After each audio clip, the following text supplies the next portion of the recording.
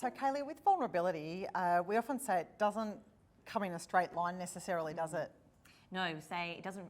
Vulnerability won't always present itself on a nice silver platter for us. Yeah. And although we might be aware of common types of vulnerabilities that we might see, often vulnerability presents as a customer who has an unusual response. You know, maybe they're overly emotional, or maybe they're seemingly quick to anger. Yeah.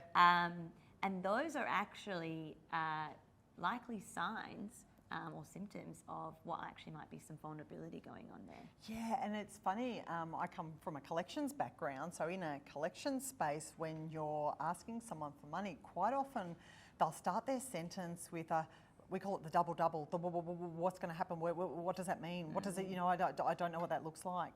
And that you can hear the angst in their voice, which means this conversation for me is really overwhelming. That means there's something going on for me.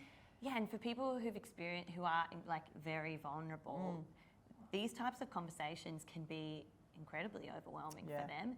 And it might be, you know, in that instance that it's really important to just take a moment and build some trust and likability so that they calm down a moment, so they can actually think calmly and logically, so you're able to have a more successful conversation with them. And I think what's important in that is I'm in an organisation where I'm here 8 hours a day, so I know my product and my service inside and out, but this is the first time you've come into our store or you've called in. So my language might be really unfamiliar for you. Yeah, and I might have said that 100 times today, the same thing over and over, but being mindful, this is the first time that person's having that conversation as well. Yeah.